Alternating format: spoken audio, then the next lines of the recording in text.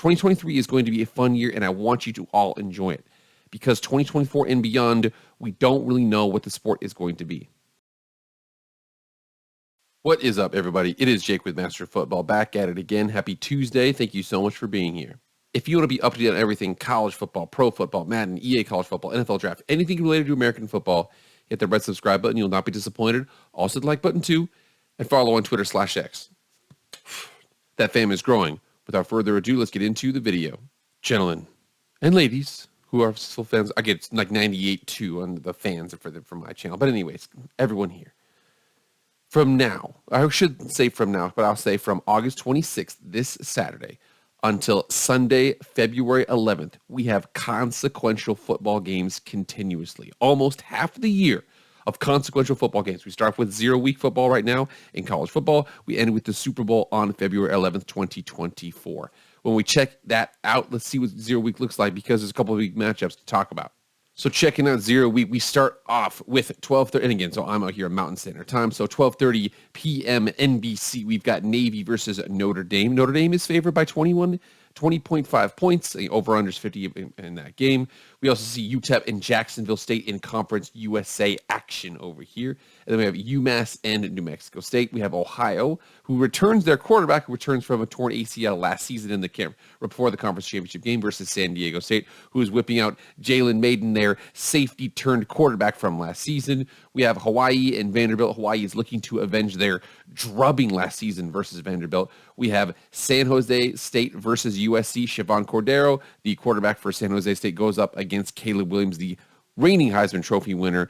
And, man, USC, we're going to see how they look. If their defense looks good, we'll see, man. And then at the end of the day, we also have FIU versus Louisiana Tech. And then we start continuing on into August 31st, that Thursday, which is going to have Elon versus Wake Forest, Kent State versus UCF, Rhode Island versus Georgia State, State versus West Michigan, NC State versus UConn, Florida versus Utah.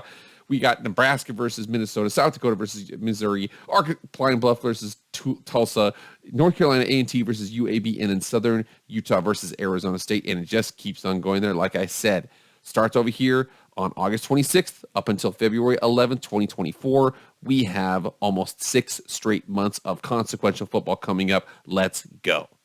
Now, I set the stage there to talk about this because 2023 is going to be an extremely special year in terms of college football, because we just don't know what it's going to look like in 2024. There's a lot of changes coming up. We've got not only the fact that we have the 4-team CFP this season, we have the 12-team CFP, which currently has the 5-5, or currently has the 6-6 final, 6 highest conference champions, and then the 6 at-large bids. So that's going to be going to affect. A lot of people say it's going to get to 16, whatever it is there. We've also got a lot of conversations about the fact that the Big Ten keeps on expanding. The SEC is expanding for a little bit here. The ACC looks like it's going to be plucked. Florida State wants to leave. The Pac-12 still has 4 teams, Cal, Stanford, Oregon State, and Washington State, who nobody knows what's going to happen with all of them. The Pac-12 this next season is going to have some of the best quarterback play we've seen in a long time.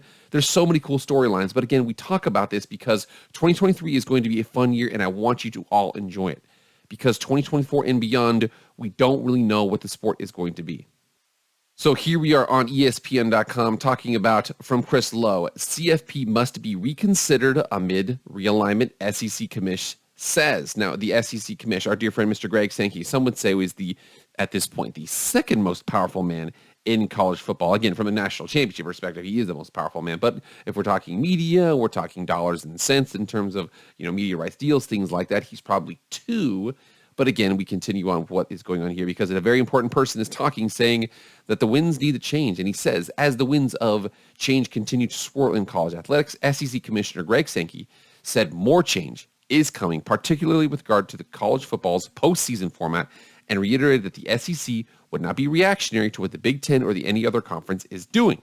He says, and quote, right now you put in bold letters that things are going to change, period, Sankey told ESPN in a recent interview, and we're all going to have to be prepared to deal with that change, period. So we get period. He says a lot of periods there, period.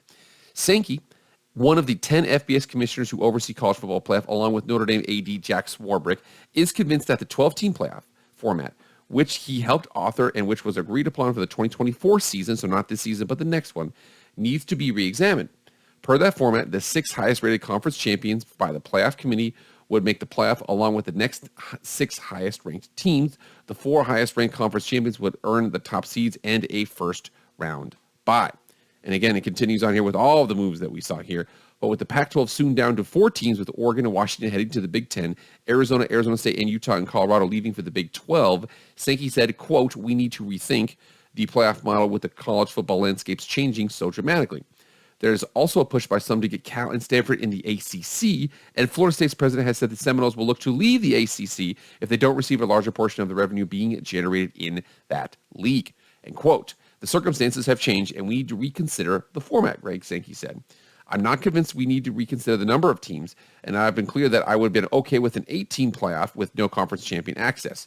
That wasn't, if you will, politically tenable within the group. So as we continue to look at the models, we came up with a 6-6 model. But then again, the circumstances have changed in the meaningful way, and that my inclination is that we need to re-examine the current format." And again, what he's basically talking, the fancy way what he's saying there is that when you see we have the group of 5 of the Power 5, that's or the Autonomy 5, whatever the technical name is there. The way that the 6-6 model worked was that it was going to be 5 highest conference rated champions, and more than likely it would have been SEC, ACC, Big 12, Big 10, and Pac-12. It would beat all of them, and then one additional, maybe an American, maybe a Mountain West, maybe a Sun Belt, maybe a MAC, whatever the situation is there, maybe one of them. However, we mentioned that one of those A5 leagues, the Pac-12, has lost multiple championship contenders. Washington was a championship contender. Oregon has been in the CFP. USC has been in this, hasn't been in the CFP, but they're a national championship contender. A lot of people can, I mean, if they had beaten Utah in the conference championship last season, they might have gotten in, and TCU might have been left out. It would have been one of those, that would have been a potential situation there.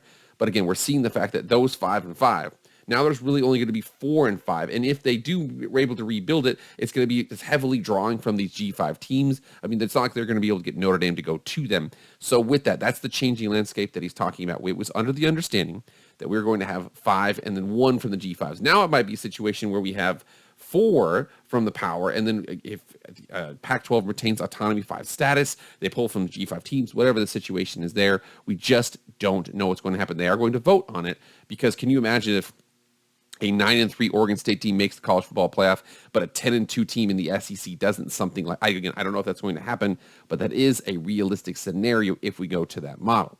The article continues on here. It says the FBS commissioners will meet next week in Dallas and then again in September in Chicago. The SEC is the only conference to have had a team in the playoff every year since its inception in 2014. Sankey emphasized that the SEC would have been okay had the 4-team format with no automatic qualifiers remained in place, but also acknowledged a responsibility to be as inclusive as possible. We're adding Oklahoma and Texas, and we're going to have fewer teams involved in the postseason with the addition of those 2 historic programs to our current 14. We could stay at 4, and we could stay at 4 of the best teams, and that is just a straightforward representation of our attitude. But the idea of 12 creates a balance. I think all of that is an indication of a willingness to support a game more broadly than just one conference's interest. That is crazy that he said that, because a lot of people say, oh, we see a Big Ten and we see an SEC separation. He's starting to see, though, if we do that, though, unfortunately, a big issue there is that we're going to lose a lot of casual fans. Now, you might gain some fans, because then it's basically an argument I heard recently was the fact that somebody in the New York, and especially the Northeast, is mentioned a lot because the Northeast has just lost college football. Rutgers was added to the Big Ten solely for the fact of now those teams that have fan bases outside of the Northeast can now go and watch a team in the Northeast. They can go to Rutgers, go to New Brunswick, you can get Piscataway, whatever the place is there. They can go and watch them there. But again, nobody from Rutgers does not draw from the New York market. You don't get the New York market with them. But what you do get is those teams and the alumni that are in New York, and again, Michigan, USC, UCLA, Oregon, Washington, they go live in New York, and then your fans can go down there and watch those games. But the fact that he mentioned that, an indication there's a willingness to support a game more broadly than just one conference's interest, he mentions that is a really strong sign that our college football world is still changing. And again, these television networks are pushing the drive for most of this change, but it sounds like he's like, do we really want it to just be the Big Ten, the SEC, and then 4 teams on the West Coast? Nobody else cares in the middle of the country. Lots of teams in Texas. However much does Texas command the Texas market compared to, Baylor and Texas Tech and so on and so forth? I mean, they're probably more, don't get me wrong. But at the same time, you want to give more teams access because it'll increase the interest in the game. That's just my perspective, but we'll continue on here. He says if it was just one conference interest, I could have been obstinate and let's say we stay at 4 as long as we wanted and then go to negotiate year 13, 2026 and beyond, as opposed to try to continue to grow the game and bring people into the national championship.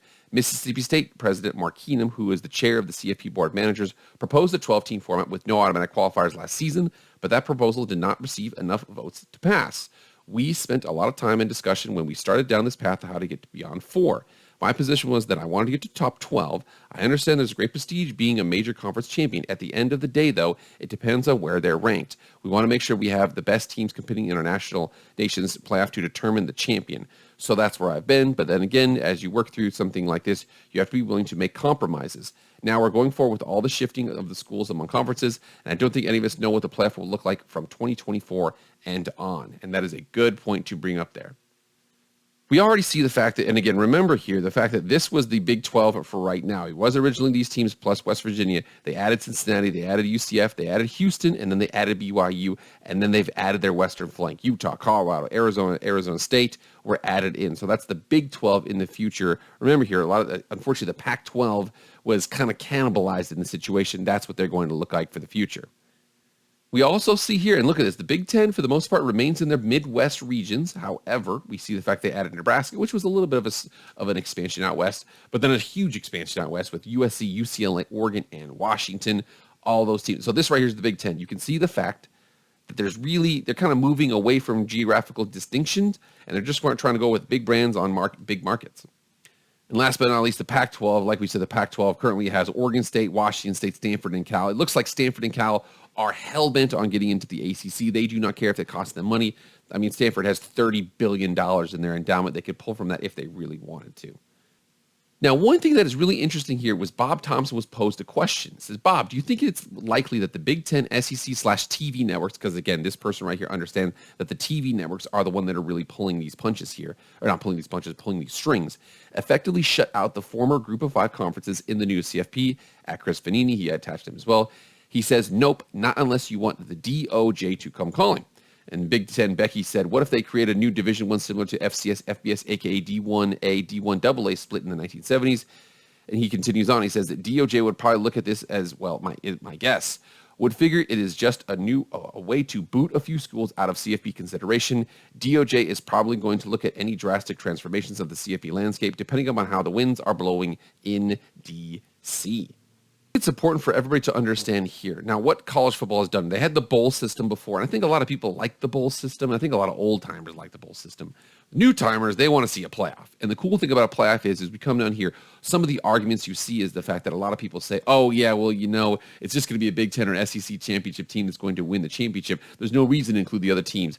I present to you the 2023 D1 Men's Basketball Championship official bracket. The cool thing about this is again, you come down here to the national championship, you see the fact it was San Diego State versus UConn. They went on a magical run there. But you look at the other teams that are remaining in the top here. Miami's got a pretty decent basketball program. FAU is a pretty new team too as well. But then looking down here, I mean, Kansas made their way all the way up here.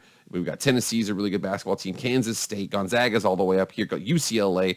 Most of the teams that are good are still going to be there. However, you got to give your Drakes an opportunity to play Miami. You got to give your Northern Kentuckys an opportunity to play Houston.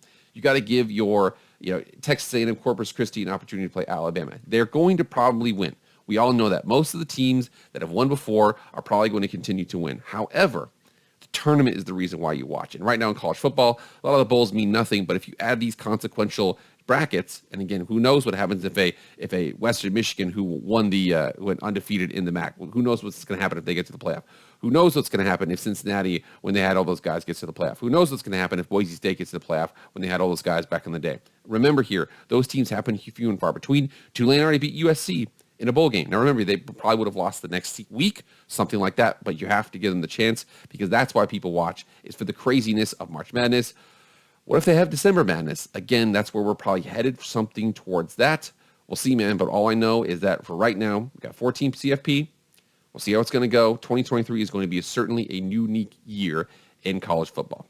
2023 is going to be absolutely crazy. The Pac-12 is, for as much as the fact that they are falling apart as a league, the Pac-12 has a ton of good football programs, a ton of good quarterbacks, a lot of good quarterback play in the Pac-12 this next season. We see the Big 12 is going to have their new look teams in addition to Texas and Oklahoma for one more season, and then they're going to join the SEC. We see USC, UCLA, Washington, and Oregon are going to join the Big Ten in the next year. But again, whatever happens with the CFP, expansion, automatic qualifiers here, there, boom, boom, boom. 2023 is the last year of college football as we know it, heading into 2024 in college football, where we'll see what happens, man. All right, guys, that's it. Thank you so much for being here. Please like, share, comment, subscribe, do all that stuff. I really appreciate it. You guys get in the comments, too. Let me know what you guys think about the CFP, how you think it's going to change college football in general. Oh, it's going to be a power two breakaway. No, they're going to include them over here. Whatever the situation is, you justify it in the comments right now. But that's it for me, guys. I'll see you guys later. I am out.